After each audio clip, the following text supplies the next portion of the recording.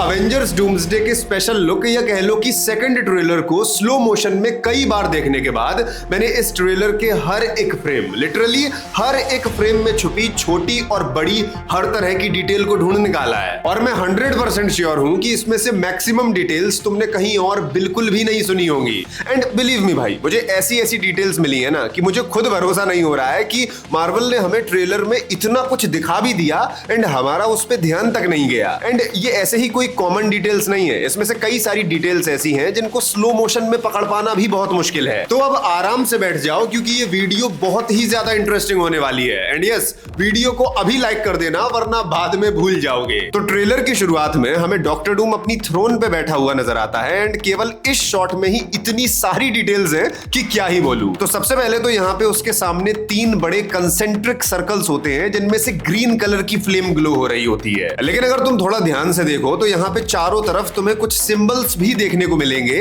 जो या तो लेटवेरियन लैंग्वेज के अल्फाबेट्स हैं या फिर सिंबल्स हैं या फिर ये किसी तरह का इंचेंटमेंट भी हो सकता है एंड उसके चांसेस काफी हाई हैं। इसके अलावा इस पूरे सर्कल के बीचों बीच में ये जो ग्रीन कलर का ग्लो है ये भी एक सिंबल बना रहा होता है एंड ये सिंबल कुछ और नहीं बल्कि वही इंचेंटमेंट है जो डॉक्टर डूम के हाथों पे बना हुआ है जब वो थॉर से फाइट कर रहा है। एंड सिर्फ इतना ही नहीं, इन सिंबल की टिप्स तुम्हें यहाँ पे इन लैंप्स के ऊपर भी देखने को मिल जाएंगी, यानी कि न सिर्फ ये सिंबल डॉक्टर डूम के मैजिक से एसोसिएटेड है बल्कि उसके लिए बहुत ज्यादा इंपॉर्टेंस भी होल्ड करता है, जिस वजह से ये तुम्हें लिटरली हर जगह देखने को मिल रहा है। अब मैंने पहले अपने ब्रेकडाउन में भी बताया था कि यहाँ पे डॉक्टर डूम के पोस्चर को देख के ऐसा लगता है कि वो यहाँ पे सामने किसी चीज को देख रहा है, किसी चीज को विटनेस कर रहा है। एंड मेरे अकॉर्डिंग ऐसा हो सकता है कि वो यहाँ से इस इंचेंटमेंट की मदद से किसी दूसरी जगह पे हो रहे इवेंट्स को विटनेस कर सकता है। अब इस शॉट में हमें जितनी भी चीजें देखने को मिली हैं वो सब ट्रेलर में हमें और भी जगह पे दिखेंगी जिसपे अभी हम आगे बात भी करेंगे। इसके बाद अगले शॉट में हमें मार्वल स्टूडियोज का लोगो गोल्डन और ग्रीन थीम के साथ देखने को मिलता है। एंड पर्सनली मुझे ये थीम डॉक्टर डूम से ज्यादा लोकी की लग रही है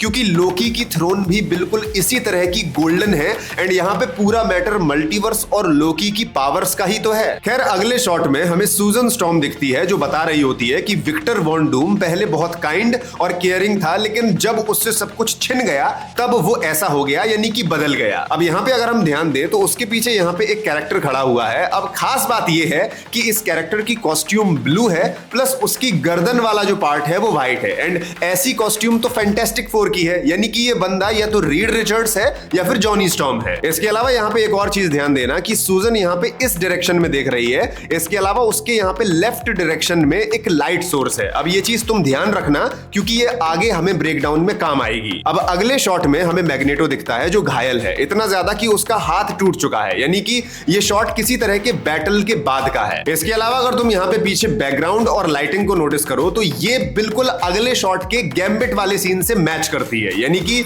ये दोनों ही जगह सेम है। मोस्ट प्रोबेबली ये एक्स मेंशन है। अब इसके अगले शॉट में हमें स्टीव रॉजर्स देखने को मिलता है एंड उसके बैकग्राउंड को देख के लगता है कि वो अपने पैगी वाले घर में है। अब इसके बाद डॉक्टर डूम का जो शॉट है वो बहुत ही ज्यादा इंटरेस्टिंग है। तो यहाँ पे डॉक्टर डूम एक पेंटिंग के सामने खड़ा हुआ है एंड ध्यान रखना कि वो इस जगह पे देख रहा है। इसके अलावा यहाँ पे भी तुम्हें जगह जगह वही सिंबल दिख जाएगा जिसकी मैंने बात करी थी वीडियो की शुरुआत में। इसके अलावा जैसे इस तरफ एक पेंटिंग है वैसे ही इसकी अपोजिट दीवार पे भी एक पेंटिंग है एंड अगर तुम ध्यान दो तो यहाँ पे दोनों तरफ लेटवेरियन लैंग्वेज के कुछ सिंबल्स बने हुए हैं। अब यहाँ पे जो सबसे इंपॉर्टेंट चीज है वो है ये पेंटिंग। अब अगर हम ध्यान दें तो ये एक प्लेनेट है जिसमें कुछ डिस्ट्रक्शन दिख रहा है। इसके नीचे यहाँ पे एक आदमी है जो डंडा लेके खड़ा हुआ है एंड यहाँ पे नीचे एक औरत जैसा स्ट्रक्चर है जो इस आदमी के लिए रास्ता बना रहा है एंड डॉक्टर डूम भी बिल्कुल यहीं पे देख रहा है। एंड अगर तुम ध्यान दो तो ये जो नीचे वाला आदमी है ये ऊपर की तरफ देख रहा है। अब इस पूरी पेंटिंग को अगर हम डिकोड करने की कोशिश करें तो फिलहाल तो मुझे ये समझ आ रहा है कि ये औरत और बच्चा टपक चुके हैं किसी डिस्ट्रक्शन की वजह से एंड इन्हें यहाँ पे इस प्लेनेट के ऊपर ब्राइट लाइट में एंजल्स के बीच दिखाने का ये मतलब हो सकता है कि ये अब हेवन में है। अब सवाल ये है कि ये लोग आखिर हैं कौन? तो पहली पॉसिबिलिटी है कि ये डूम और उसकी माँ है, लेकिन अगर ये दोनों हेवन में दिखाए गए हैं यानी कि ऑब्वियसली ये लोग टपक चुके हैं तो उसकी माँ का तो सेंस बनता है, लेकिन डॉक्टर डूम वहां पे हेवन में कैसे? क्योंकि वो तो जिंदा है ना, यानी कि मोस्ट प्रोबेबली ये उसकी वाइफ और बेटा है जो टपक चुके हैं। एंड अगर ऐसा है तो ये नीचे वाला आदमी भी इस पूरे सिनेरियो से कनेक्ट हो सकता है, यानी कि ये आदमी डॉक्टर डूम है जो ऊपर की तरफ देख के मजबूरी महसूस कर रहा है कि वो अपनी वाइफ और बेटे के लिए कुछ नहीं कर पाया। फिर इसके बाद अगले शॉट में हमें डॉक्टर डूम दिखता है जिसकी आंखें ग्रीन है एंड ये चीज उसकी थीम के साथ परफेक्टली फिट होती है, लेकिन इसके साथ एक थियरी एसोसिएटेड है कि उसकी आंखें ग्रीन इसलिए ग्लो कर रही हैं क्योंकि उसने लोकी की पावर्स को एब्जॉर्ब कर लिया है। इसके अलावा यहाँ पे हमें वही पिछली पेंटिंग का एक क्लोजअप लुक दिखता है जिसपे हम ऑलरेडी बात कर चुके हैं। अब इसके अगले शॉट में हमें Shang Chi, Namor, Shuri, M'Baku and John Walker दिखते हैं एंड बैकग्राउंड देख के ऐसा लग रहा है कि ये नेमोर का एरिया है क्योंकि ऐसा ही सिमिलर बैकग्राउंड हमने पिछले ट्रेलर में भी देखा था। अब यहाँ पे अगर तुम नोटिस करो तो यहाँ पे कोई कैरेक्टर मौजूद है जो इन्हें कुछ बता रहा है, लेकिन सवाल ये है कि ये कौन है। तो देखो ये कैरेक्टर यहाँ पे इस तरफ देख रहा है एंड इसके लेफ्ट साइड में एक लाइट सोर्स है जहां से रोशनी आ रही है। तो मोस्ट प्रोबेबली ये कैरेक्टर सूजन स्टॉर्म है जो इन्हें बातें बता रही है। एंड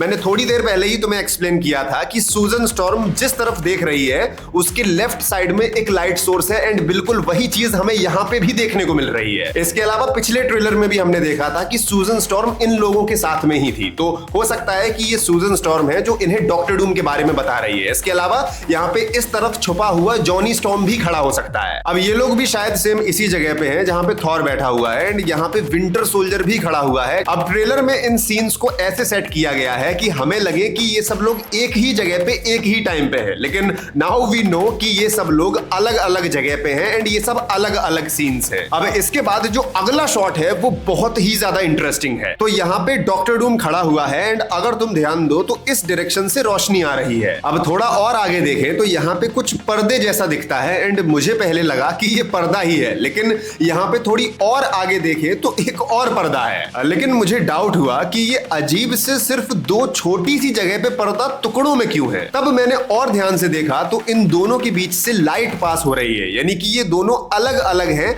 एंड ये कोई पर्दा तो नहीं है क्योंकि इतनी सी छोटी जगह में इतना छोटा सा पर्दा कौन लगाएगा। एंड अगर तुम थोड़ा ध्यान दो तो ये वाला पार्ट थोड़ा सा रेड ऑरेंज टाइप का लग रहा है एंड ये वाला पार्ट ग्रीन लग रहा है, यानी कि मोस्ट प्रोबेबली ये डॉक्टर डूम की लेटवेरियन विचेस हैं एंड ये उनके क्लोक्स हैं, ना कि पर्दे। अब ये दोनों लेटवेरियन विचेस हैं या फिर नहीं इस बात पे हम डाउट कर सकते हैं, लेकिन फिर भी अब जो मैं तुम्हें चीज दिखाने वाला हूं उससे 100% कंफर्म हो जाता है कि इसी शॉट में एक तीसरी लेटवेरियन विच मौजूद है।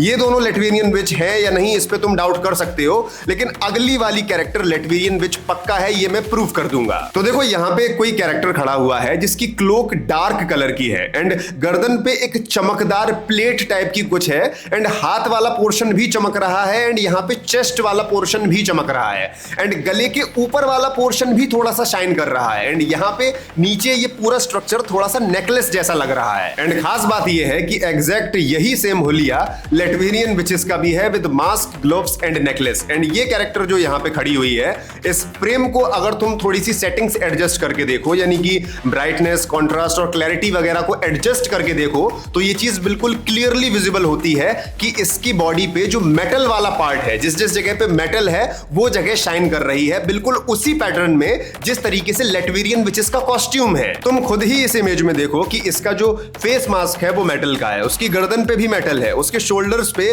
दो सर्कुलर प्लेट्स लगी हुई हैं, इसके अलावा उसने एक नेकलेस जैसा कुछ पहना हुआ है, इसके अलावा उसके हाथों में मेटल ग्लव्स भी हैं एंड यही सेम चीजें तुम्हें यहाँ पे इस ट्रेलर में भी दिख रही हैं, यानी कि ये तो कंफर्म है कि ये लेटवेरियन विच है। यानी कि मोस्ट प्रोबेबली अगर पिछली दोनों लेटवेरियन विचेस ऑरेंज और ग्रीन थी तो ये वाली पर्पल लेटवेरियन विच है, लेकिन क्योंकि ये अंधेरे में खड़ी हुई है तो इसका कलर उतना ज्यादा विजिबल नहीं है। अब डॉक्टर डूम और ये तीनों विचेस यहाँ पे हैं, यानी कि डॉक्टर डूम किसी बहुत ही गंभीर मुद्दे पे यहाँ पे अपनी टीम से बात कर रहा है। फिर इसके बाद हमें दिखती है एक डिस्ट्रॉयड सिटी जिसका अभी रिसेंटली ही ये हाल हुआ है एंड कुछ स्पेसिफिक जगह से धुआं भी उठ रहा है। अब इस शॉट को देखने के बाद मेरे दिमाग में कई सारे ख्याल आए, जैसे कि पहला कि ये बिल्डिंग बिल्कुल इस बिल्डिंग के जैसी है जिसपे थॉर ने अवेंजर्स मूवी में लाइटनिंग का यूज किया था। तो क्या ये न्यूयॉर्क है जो डिस्ट्रॉय हो रहा है, या फिर क्या ये टोबी मैगवायर के स्पाइडरमैन का यूनिवर्स तो नहीं है, या फिर इस धुएं को देख के एंड जिस तरह से इस पीओवी वाले विजन से हमें ये शहर दिखाया जाता है, मुझे ये भी फीलिंग आ रही है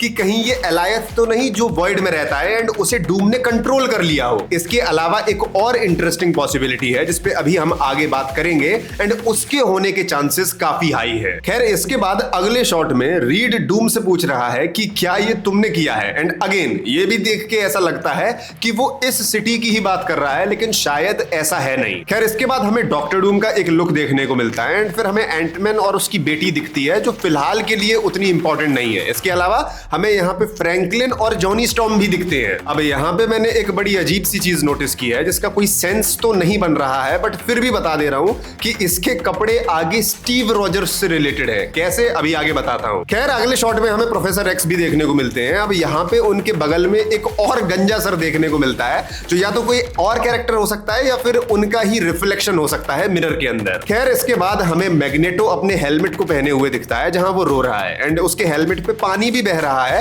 एंड इस सीन को देख के ऐसा लग रहा है कि उसने ऐसा कुछ कर दिया है जो वो नहीं करना चाहता था। एंड मैंने तुम्हें अपने ब्रेकडाउन में भी बताया था कि मैग्नेटो के एक्टर ने अपने एक इंटरव्यू में गलती से ये बोल दिया था कि वो इस मूवी में न्यू जर्सी सिटी को डिस्ट्रॉय कर देंगे, तो शायद ये न्यू जर्सी सिटी ही है जिसको मैग्नेटो ने डिस्ट्रॉय कर दिया है। खैर, इस वाले सीन में हमें स्टीव और उसका बेटा दिखता है एंड अगर तुम नोटिस करो तो यहाँ दीवार पे चारों तरफ एक ब्लू कलर की मछली या बटरफ्लाई जैसी कुछ बनी हुई है एंड ऐसी ही सिमिलर चीज फ्रैंकलिन के कपड़ों पे भी बनी हुई है। अब इस चीज का कोई सेंस नहीं बन रहा है, लेकिन फिर भी मैंने नोटिस की है तो तुम्हें बता दिया। खैर, इसके बाद हमें थॉर और उसकी बेटी दिखती है, फिर लोकी दिखता है एंड उसके बाद हमें घोस्ट, श्यूरी एंड फैल्कन किसी नई जगह पे देखने को मिलते हैं जो थोड़ी थोड़ी सी टीवीए जैसी लग रही है। आई एम नॉट श्योर कि ये टीवीए ही है या फिर कौन सी जगह है, बट हाँ, it is very similar to टीवीए। फिर इसके बाद अगले शॉट में हमें साइक्लॉप्स दिखता है एंड उसके पीछे हमें यहाँ पे एंटमैन मूव करता हुआ नजर आता है। अब ये एंटमैन यहाँ पे कैसे है, क्यों है, ये मैं ऑलरेडी अपनी पिछली वीडियोस में एक्सप्लेन कर चुका हूं। अब इन सभी सीन्स के दौरान डूम का एक डायलॉग चलता है कि तुम सब चुराई हुई जिंदगी जी रहे हो एंड मैं अब सब वापस लूंगा। अब फिलहाल तो यही लगता है कि स्टीव ने पास्ट में जो जिंदगी बिताई थी या फिर थॉर ने लव को जो दोबारा से जिंदा करवाया था या फिर फ्रैंकलिन ने सू को जो दोबारा से जिंदा कर दिया था, डूम इन्हीं के बारे में बात कर रहा है। एंड क्योंकि ये ऐसी चीजें हैं जो नहीं होनी चाहिए थी एंड ये चीजें किसी तरीके से डूम को भी इंपैक्ट करी हैं एंड इसी वजह से वो इन चीजों को इतनी ज्यादा इंपॉर्टेंस दे रहा है। अब इसके बाद आता है एक और बहुत ही इंटरेस्टिंग सीन जहां पे इस बिल्डिंग से कांच टूटते हुए डूम उल्टा नीचे की तरफ गिरता है जहां पे वो हवा में ही सीधा हो जाता है एंड एक बैडएस लैंडिंग करता है। अब खास बात यह है कि जब वो यहां से कांच तोड़ के निकला तब उसके आसपास थॉर का हैमर नहीं था, बट यहां पे जब ये कुछ अजीब सी उसने शेप शिफ्टिंग या फिर टाइम स्लिपिंग या फिर जो भी उसने अजीब सा किया है, तब अचानक से इस जगह पे थॉर का हैमर भी अपीयर हो जाता है जो अलग डायरेक्शन में नीचे जाके गिरता है एंड डूम एक बैडएस लैंडिंग करता है। अब हो सकता है कि ये जो चीज हमें यहां पे दिखी है ये थॉर का हैमर है या फिर ऐसा भी हो सकता है कि क्योंकि ये चीज अचानक से केवल इस ही जगह पे अपीयर हुई है तो हो सकता है कि ये डॉक्टर डूम के कॉस्ट्यूम का कोई पार्ट हो जो अलग होके नीचे गिर रहा हो। अब डॉक्टर डूम की ये जो कॉस्ट्यूम है ये बहुत ही सिंपल होती है जहां कोई भी आर्मर नहीं है,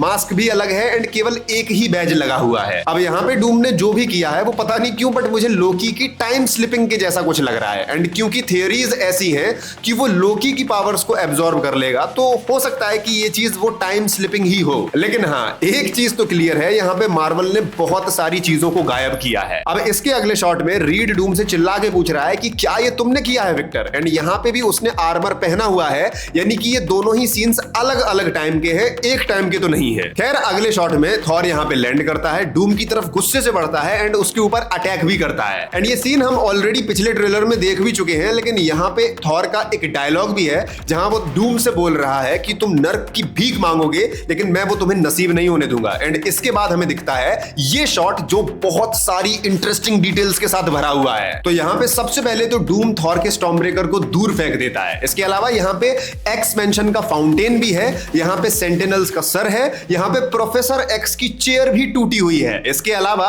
यहाँ पे पीछे वही बिल्डिंग है जिससे कि डूम नीचे गिरा था। खैर, अगले शॉट में डूम एक ग्रीन एनर्जी ब्लास्ट छोड़ता है थॉर के ऊपर जिससे कि थॉर अलग जाके गिरता है। एंड फिर इसके बाद हमें डूम का एक डायलॉग सुनाई देता है जहां वो बोलता है कि हेल आंसर्स टू मी, नर्क मुझे जवाब देता है क्योंकि मैं हूं डूम। अब यहाँ पे वो अपनी ग्रीन एनर्जी का एक ब्लास्ट जमीन पे छोड़ता है जहां जो एनर्जी फ्लो है वो बिल्कुल लोकी की इन मल्टीवर्सल ब्रांचेस के जैसा दिखता है, यानी कि हो सकता है कि डूम ने लोकी की ही पावर्स को एब्जॉर्ब किया है। एंड एक और खास बात कि उसकी पावर्स से यहाँ पे सेंटिनल्स जिंदा नहीं होते हैं, वो बस काइंड ऑफ एक मूविंग एंटिटी बन जाते हैं, एक ज़ॉम्बी टाइप का। फॉर एग्जांपल जैसे थॉर रैग्नारॉक में हेला ने अपने सोल्जर्स जिंदा किए थे ना, बिल्कुल वैसे ही। एंड अगेन यहाँ पे फिर से एक बार एसगार्डियन मैजिक इन्वॉल्व हो गया, तो हो सकता है कि ये लोकी की ही पावर्स हो एंड शायद वो लोकी और डूम वाली थियरी सच हो। बाकी इसके अगले शॉट में हमें डूम इन सेंटिनल्स को कंट्रोल करता हुआ नजर आता है एंड फिर ट्रेलर खत्म हो जाता है। अब दोनों ही ट्रेलर्स को देखने के बाद हमारे पास अब काफी इंफॉर्मेशन है हैं क्रेजी क्रेजी थियरीज बनाने के लिए। तो अब फ्यूचर वीडियोस में हम पूरी कोशिश करेंगे कि डूम्सडे के सभी लिंक्स को आपस में कनेक्ट करके हम उससे एक मीनिंग निकालें। अब बाकी ये था मेरी तरफ से डूम्सडे के स्पेशल लुक ट्रेलर का एक फ्रेम बाय फ्रेम ब्रेकडाउन, जिसमें मैंने हर एक छोटी बड़ी और हिडन डिटेल को कवर किया है। आई होप कि तुम्हें ये वीडियो पसंद आई होगी। बाकी मिलते हैं किसी और वीडियो में, तब तक के लिए बाय।